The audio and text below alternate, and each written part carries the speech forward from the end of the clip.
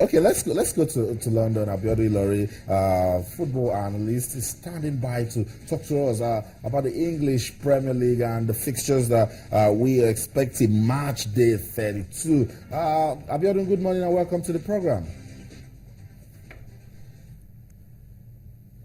Okay, hopefully we'll get Abiodun to join us to give us his opinion as regards match day 32 of I was supposed to say Nigeria Professional Football League. Come on, I'm just a local breed. I'm just a local breed. You're in love with the league. You're in love with the league. Of course, I'm in love with it. Cecilia, it's already match day 32. Leicester City is still on top of the table. Are you surprised? This fairy tale might just about the come fact to that pass. I actually want them to win the league, and I told you I've had support from other people. I mean, if you can get support from someone like Sir Les Ferguson, he says, look, Leicester, they can win this league. If at this time they're still very there, all they need to do, they have it in their palms. So all they need to do, try not to lose a game. That's just it. Try not to lose and try not to draw. So if you win your next 3 games, you have 7 more games to go, right? Is it up to 7? Match day 32. 6 more games. 6 more games to go. Okay, they haven't played this one right now. You have 6 more games to go. So if they can win your next 3 games, the next 4 games, then it's going to be nice for them to be crowned at Stamford Bridge, because I think that's where the last game is. But it's not going to be easy, because on Sunday the 10th of April they'll be playing Sunderland. They will go away to play Sunderland, and I think that's a very difficult one. And then on Saturday 16th they will play West Ham. Have you noticed the way they usually grind out results when they're playing the lower team against Watford? Remember what happened? Because sometimes you think Leicester are going to lose, but before you know what's happening, somehow that magic moment will just come and they just get the goal 1-0 and they're okay. And that's the first thing I'm going to ask Abiodun Ilori. Let's go back now. Abiodun Ilori joins us to talk about match day 32 of the English Premier League. Good to have you join us, Abiodun. What's going on? The English Premier League is back. Are you looking forward to Leicester as they hope to continue this fairy tale story? Thank you very much for having me again this morning. Hope you're all right. Hope you guys are fine. Oh, we're doing great. Wonderful. Good. Well, Leicester City, to be honest, they might just win the league with 2 matches to go. Because if they can win the next 2-3 games, then the title is theirs. Wow. Although the games ahead looks a bit dicey, but they can nick it. And against Southampton, you think it's going to be an easy one for them? Southampton, remember, this season seems to be giant killers. And, of course, they're hoping to consolidate on the league table. Yeah, Southampton is a tricky game. But looking at the way Leicester have been gathering results in the last couple of matches, I still believe they can nick it 2-1. Arsenal, third on the table, 55 points. They will be taking on Watford at the Emirates Stadium. A lot of people say mathematically the Gunners can still get into this title race and might even win it. You share the same opinion? Yeah, Arsenal normally, as usual, we have a late surge. But I think it's a bit late this season for Arsenal. They can have late surge, but it's not going to hold any water this season. Okay. Now, no title for them, because when Austin said that, I was looking at the fact that they're 11 points adrift of Leicester, and the fact that they're playing Watford on Saturday, and Watford wants to get that 40 point to guarantee them they're not going on relegation. And also the fact that Ozil says, well, Arsenal actually blew the season up. If they get to drop a point against Watford on Saturday, what's the possibility that they can even end up in that 3rd place and not going to play through qualifiers for the Champions League? Take it or leave it, guys. Arsenal are used to 4th position, and they're going to struggle to make it to the 3rd position this season. Because they have very tough away matches to contend with against West Ham, and they have another one against Man City. Man City, they're trying to consolidate and finish well on the league table. Fine, they're not going to win the league, but at least come 2nd or 3rd. So Arsenal will have a lot to do when they play these games away against West Ham, against Man City, and against Watford. Yeah, they're going to win tomorrow. On Sunday. Because, is it tomorrow or Sunday? Saturday. Yeah, the first game. Yeah.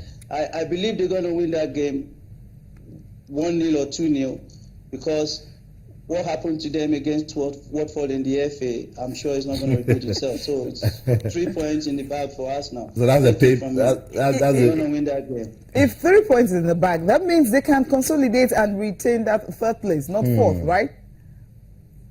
Well, they're going to finish between third and fourth. That's the truth. They can't overtake Tottenham this season. That's a fact. And that's how. And that's what I want to talk about. Let's talk about Tottenham. They will travel to Anfield to play Liverpool. That game is very, very important for Mauricio Pochettino and his team because they're second on the table with 61 points. They need to catch Leicester City. You think they have the character to win at Anfield?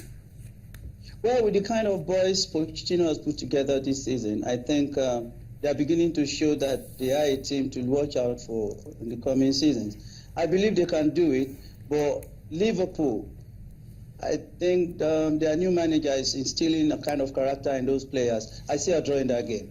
I can't see Tottenham winning that game. It's going to end up in a draw. He's following it. All right. Now, there's this story. I mean, yesterday you have Sir Alex Ferguson actually saying he's showing support, behind Louis van Gaal, that United should give him more chance. If they don't get to finish in top 4 this season, you think they can give him more chance to stay? You mean LVG? Yeah. Yes. Well, looking at Manchester United, they have a policy, and they are not the type of team that just do things in a hurry, irrespective of your position or your career ability. Coming from Ferguson, it's a fact, which means they've been deliberating on giving Louis van Gaal more opportunity, more time to consolidate. And if you look at their last few matches, you can see that this team looks good. They just need more time to gel. I was one of the ones that said, well, you better leave LVG to handle his small boys. If you give these boys one more season, they can turn to another Manchester we used to know. So maybe they're beginning to think in that line that, well, let's leave LVG to work out his wonders because they are quite good, to be honest with you. But they just need 1 or 2 areas to plug the holes. So let's see if what he's saying is true. But I am beginning to believe that the deal with Mourinho is not a done deal yet. They might eventually give Louis van Gaal more opportunity. Okay, let's see if continuity will do it for Manchester United. Thank you so much, Abiodun Ilori, for speaking to us on the show. Cecilia, Manchester United 6th on the table at the moment. Even I must say I didn't expect them to actually be at the position they are. But right now, they have. I think Man U have the quality. There's something just wrong. And against Everton, if they can give a convincing victory, it might just shoot their season back on track. Yeah, if you can give, Jose Mourinho said something that when you're at the top of the table, you play for only yourself and think of how you're going to win. But when you're not there, you're playing for those behind you, those above you are also playing for yourself. So it's more like you're more under pressure. Now, the problem with Manchester United right now, it's not just them. It's also the fact that you're praying for for those who are above you, the 4th place, that's Manchester City, and also 7th position to lose for you to move in. So it's going to be difficult for them. And, I remember when Abiodun was here the last time, talked about the fact that, Louis van Gaal actually used youth players to win the Champions League with Ajax. And if you check at that time and now, if you don't have a blend of youth and experience, it's difficult. If that's what LVG is trying to do with Manchester United in England, I think it's going to be very difficult for him. Because when you have these young players, sometimes you actually need 3, 4, or 5 experienced players for you to be able to, push up. But if you rely on all of them, I don't think it's going to work for him. Fine, you can build a team, but get 2, 3 experienced players that you cannot Schweinsteiger, because when you're looking at those guys, fine, they're good. They were very good in their prime. But right now, he's injured. He went for international break and he got injured. So I'm saying, when you look at the injury history of some of the players he brought into Manchester United, it's really not. Manchester United fans are not comfortable with it. So you actually need another player like Schweinsteiger, who is younger, to actually come into the team, like maybe 27, 26, and not like. But I think the future looks good for Manchester United, particularly what Rashford it is. But doing. Right now, take away Rashford, take away Martial, and take away Lingard, then take away who else? You know what, Cecilia? What I'm saying is that this team, they just need time to get the right blend that they need. And even Louis van Gaal is still a new manager. But let's stay with match day 32. Now, They are sixth on the table, and they are tied at points with West West Ham. Ham. And then Manchester City is on fourth with 51 points. So imagine Manchester City not winning against Bournemouth and West Ham not winning. Manchester United is back on the top four. That's what I'm telling you now. That's what I'm saying, that you're relying on other results to go your favor. West Ham, they're playing Crystal Palace at home, and Crystal Palace, even with Leicester at the top of the table, do you think they are not praying that Tottenham shouldn't they win? are playing for themselves. I mean, there's nobody above them. They're playing for themselves. The only thing they need to do, just win your games. Once you win your game, you know you're going to step up. That's it.